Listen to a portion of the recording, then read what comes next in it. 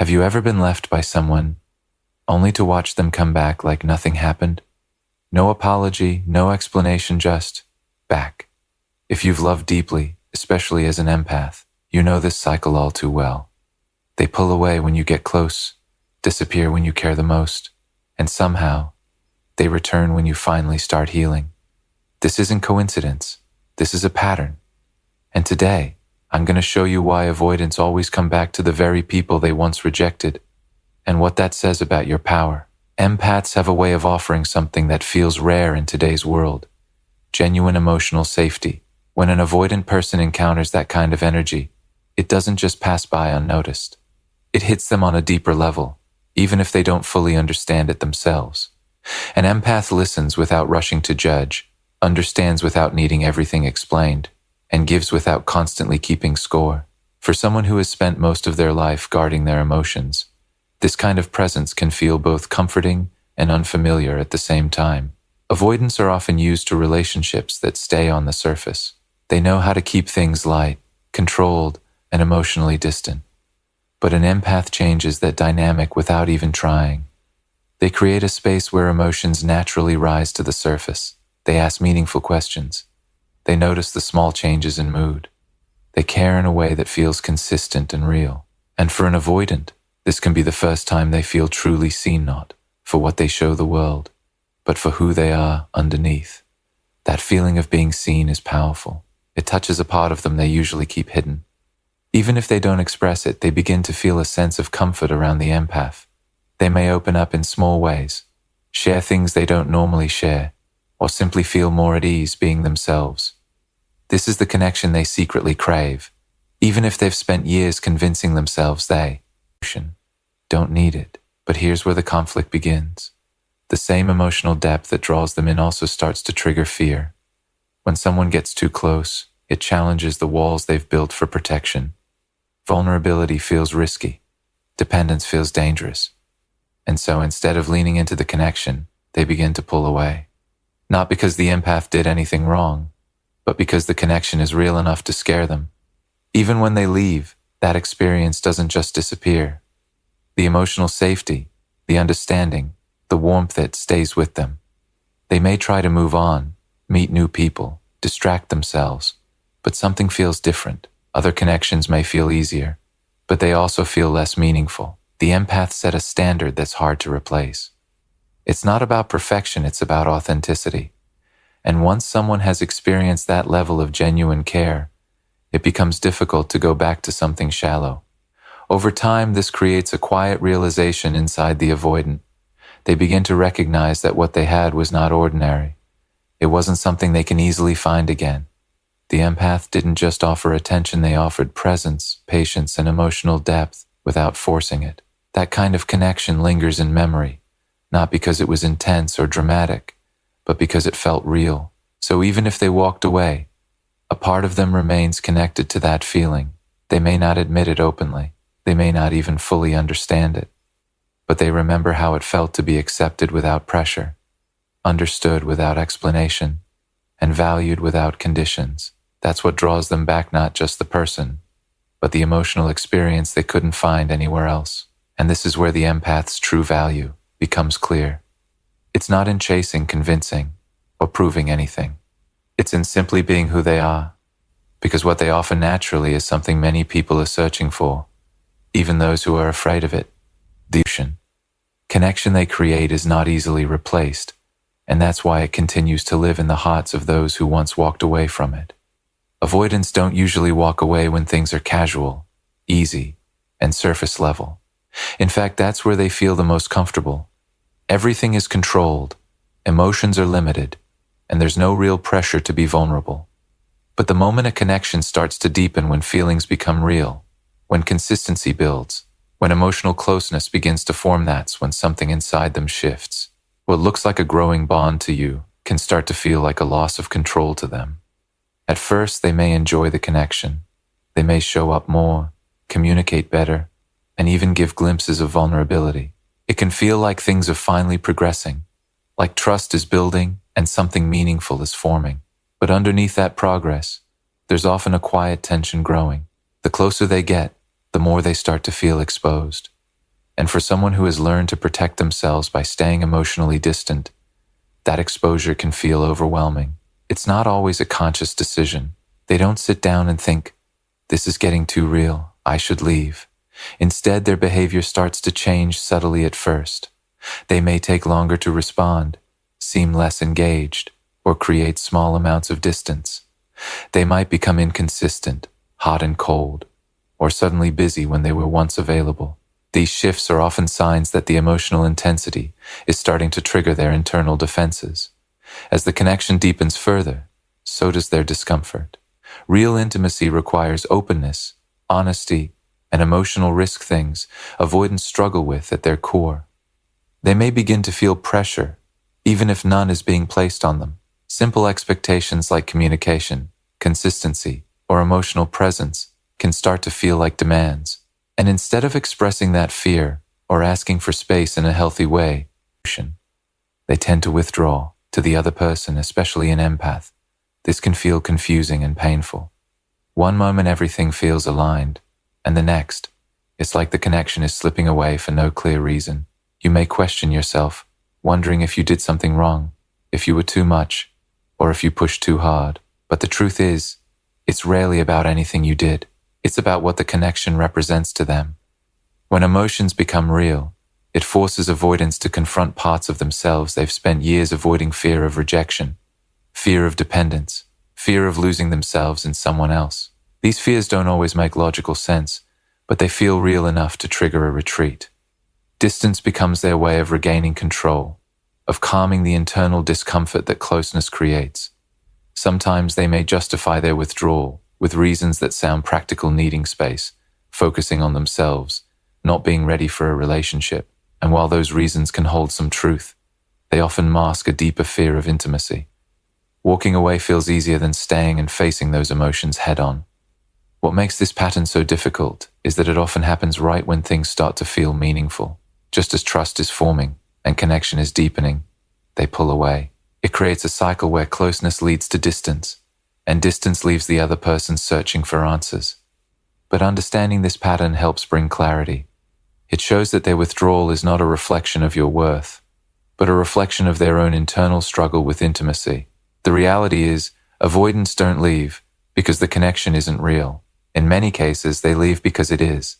And for them, real connection can feel like the very thing they don't know how to handle. When avoidants create distance, they often believe that choosing relief. In the moment, stepping away feels like regaining control, like finally being able to breathe again, without the pressure of emotional expectations. The closeness that once felt comforting starts to feel overwhelming. So distance becomes their solution. They tell themselves they need space, that things were moving too fast, or that they just need time to focus on themselves. And at first, that space does exactly what they hoped: it quiets the intensity. Without constant emotional engagement, they feel calmer. There are no deep conversations to navigate, no expectations to meet, no vulnerability required. Life becomes simpler again, at least on the surface. But what they don't expect is what comes after that initial sense of relief. Because once the noise fades, something else begins to take its place: awareness. Distance has a way of creating clarity that closeness sometimes hides. When they were in the connection, their focus was on managing their discomfort, trying to keep control, and avoiding emotional exposure. But once they step away, they're no longer reacting in the moment. They start observing from a distance. And in that space, they begin to notice what's missing. It's not always immediate. At first, they may distract themselves spending time with friends, focusing on work, or even exploring new connections. But those distractions don't fully replace what they had. Slowly, in quiet moments, memories start to surface. Not just the intense or emotional ones, but the small, consistent things the way you understood them, without needing long explanations. The sense of ease in your presence, the feeling of being accepted without pressure. They begin to compare without even trying. Other interactions may feel easier, less demanding, but they also feel less meaningful. Conversations don't go as deep. The connection doesn't feel as genuine. And that's when the realization starts to form. What they walked away from wasn't ordinary. It had depth, and that depth is hard to replicate. Distance also removes the illusion that they were better off without the connection. In the absence of your presence, your energy becomes more noticeable. The support, the care, the emotional consistency are no longer there to provide it. And that absence creates a kind of emotional gap. Even if they can't fully articulate it, they feel the difference. This is where clarity begins to settle in. They start to see the connection from a new perspective, one that isn't clouded by fear or overwhelm. They may recognize that you didn't demand too much, that the connection wasn't suffocating, and that the closeness they ran from was actually something meaningful. But by the time they reach this understanding, they're already on the outside of the relationship, looking back. For avoidance, this delayed clarity is part of the pattern. They often understand the value of something only after they've created distance from it. It's not because they didn't feel it before, it's because they couldn't process it while they were in it. The emotional intensity made it hard to think clearly, so they escaped first and reflected later. And this reflection doesn't always come with immediate action. Sometimes it lingers quietly. Sometimes it grows stronger over time. But once that clarity sets in, it's difficult to ignore. They begin to realize that what they left behind wasn't just a person, it was a connection that offered something real, something rare. That's why distance doesn't always create detachment for avoidance. In many cases, it does the opposite. It removes the fear long enough for them to see the truth. And in that truth, they start to understand what they lost, what they felt, and why it still matters more than they expected.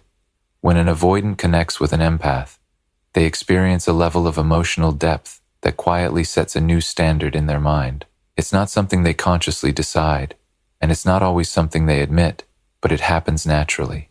The way an empath listens, understands, and responds creates a kind of connection that feels different from what they're used to. It's not forced, it's not superficial, and it doesn't rely on constant validation or control. It simply feels real. At the time, they may not fully appreciate it. In fact, they might even downplay it or convince themselves it's not that significant. But the experience stays with them. The emotional presence, the patience, the ability to hold space without judgment, these things leave an impression. And once they've felt that kind of connection, it becomes something they subconsciously compare everything else to. After they walk away, they often try to return to what feels safe and familiar. They may engage in lighter, less demanding connections, where there's no pressure to open up or be vulnerable. On the surface, this feels easier. There are fewer expectations, fewer emotional risks, and more control, but something is missing. The depth isn't there. The understanding doesn't feel as natural. The connection doesn't reach the same level. This is where the comparison begins. Even if they don't actively try to make it, it shows up in small ways. Conversations that feel repetitive or surface level. Moments where they realize they can't be fully themselves. Interactions that lack the emotional warmth they once experienced. And slowly, they start to recognize that what they had before was different. It's important to understand that this isn't about perfection. Empaths aren't perfect, and the connection wasn't flawless. But it was authentic. It had a sense of emotional honesty that's hard to replicate. The empath didn't just engage on the surface, they connected on a deeper level, and that level of connection becomes the benchmark. Avoidants might resist this realization at first. They may try to convince themselves that they don't need that kind of depth, that simpler connections are better for them. But the feeling doesn't go away. Once you've experienced being understood without having to explain every part of yourself, it's hard to settle for being misunderstood or only partially seen. This creates a kind of internal conflict. On one hand, they still have their instinct to avoid emotional intensity and maintain independence. On the other hand, they've now experienced something that goes beyond surface-level interaction. They've felt what it's like to be emotionally connected in a way that feels safe and genuine. And even if that experience once scared them, it also left a mark. Over time, this standard becomes more noticeable. They may go through multiple interactions or even relationships, but something continues to feel incomplete. It's not always something they can clearly explain to others, but internally, they know the difference. They've already experienced a connection that felt more aligned, more natural, and more emotionally fulfilling. And this is where the empath's impact becomes undeniable. Without trying to prove anything or compete with anyone, they've already shown what real connection feels like. They didn't force it, They didn't demand it. They simply offered it through their presence and authenticity. That experience becomes something the avoidant carries with them, whether they acknowledge it or not. So even after they leave, the standard remains. It's not about chasing or replacing, it's about remembering. Remembering how it felt to be accepted, to be understood, and to be connected in a way that didn't feel forced. And once that standard is set, it quietly influences how they see every connection that comes after. When avoidants return after a period of distance, it can often feel sudden or even confusing to the other person. From the outside, it may look like they've simply changed their mind or realized what they lost. But in reality, their return is usually less about emotional readiness and more about internal regulation, meaning they come back when their nervous system feels calmer, when life feels less overwhelming, or when emotional avoidance no longer feels necessary. In the moment. During their time away, avoidants typically go through a cycle. First comes relief from distance, then comes reflection, comparison, and sometimes even longing. But what often pushes them back isn't just missing the person, it's a combination of emotional emptiness, loneliness, or a desire for familiar comfort. When life becomes emotionally quiet or less stimulating elsewhere, the memory of the empath resurfaces with more intensity. However, this return is not always rooted in deep emotional transformation. Many times, the core fear of intimacy hasn't fully changed. What has changed is the emotional environment they are in at that moment. If they feel stable, safe, or less pressured, they may feel more capable of reconnecting. But if stress, responsibility, or emotional demands rise again, the same avoidant patterns can reappear. This is why their return can sometimes feel inconsistent. They may come back with warmth, nostalgia, or even regret, expressing that they miss you or that they think about you often. In those moments, it can feel like clarity has finally arrived. But without deeper inner work, those feelings can fluctuate. The same fears that caused them to withdraw initially can resurface once closeness begins to rebuild. It's important to understand that avoidants are often driven by emotional states, rather than stable emotional decisions. When they are alone or disconnected, they may feel the absence strongly. The empath's presence, support, and emotional understanding begin to feel irreplaceable again. But when closeness is restored too quickly, their system can shift back into protection mode, creating a cycle of approach and withdrawal. This is why their return should not always be interpreted as a full resolution of the past. Sometimes, it is an attempt to reconnect with something that felt meaningful, without yet having the tools to sustain it in a healthy way. They may genuinely care, they may genuinely miss the connection, but care alone is not always enough to override deeply ingrained patterns of emotional avoidance. From the empath's perspective, this can be emotionally complex. The return can reopen feelings, memories, and hope. It can feel like a second chance or a validation of the connection's depth, but without consistency and emotional growth on both sides, the same dynamic can repeat itself: closeness followed by discomfort, then distance again. That is why the timing of their return matters. They often come back when they feel emotionally safe enough to re-engage, not necessarily when they are fully ready to sustain long-term intimacy. Safety in their internal world is the key trigger. If they feel grounded and not emotionally overwhelmed, they can reach out. If that safety is disrupted, withdrawal can return just as quickly. Ultimately, their return reflects a combination of emotional memory and present moment comfort, rather than a complete transformation of attachment patterns. It shows that the connection left an impact, but it does not always guarantee permanence. Real change requires awareness, consistency, and the willingness to face discomfort rather than escape it. So when they come back, it is less about rewriting the entire story, and more about revisiting a chapter that still holds emotional weight for them. Whether that chapter continues or repeats depends not only on their return, but on whether anything inside them has truly changed. At the core of every avoidant-empath dynamic, the most important turning point is not when they leave or when they return, but when the empath finally stops chasing. Because the truth is, this cycle often continues not just because of the avoidance behavior, but because the dynamic itself is sustained by emotional pursuit, hope, and unfinished attachment. When the empath keeps reaching out, explaining, waiting, or trying to fix things, it unconsciously reinforces the cycle. It keeps the emotional door open, even when the avoidant has already stepped out of it. But when the empath stops chasing, something shifts. Not in a dramatic or reactive way, but in a quiet, grounded decision to choose themselves. This is where real emotional power begins to show, not in proving love, not in convincing someone to stay, but in withdrawing energy from a connection that is no longer mutual. For an empath, this is often the hardest step because their nature is to understand, to give, and to hold space for others. They often see potential, memories, and emotional depth, and they struggle to let go of what once felt meaningful. However, continuing to chase an avoidant partner rarely creates security.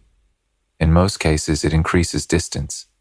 The more pressure an avoidant feels emotionally, mentally, or even through repeated attempts at connection, the more their instinct is to withdraw.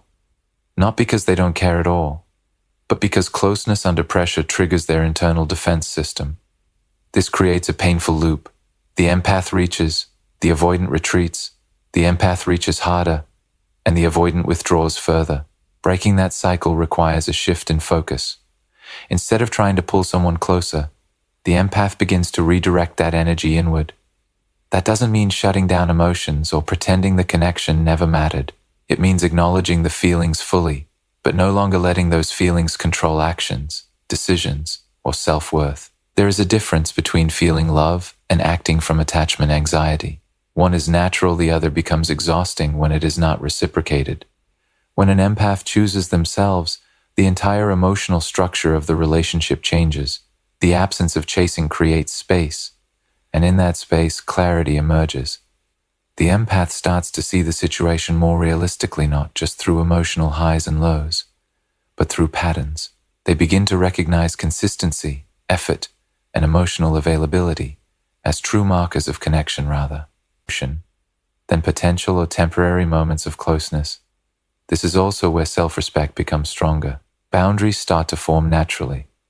Instead of asking, "Why aren't they choosing me?" the question slowly shifts to,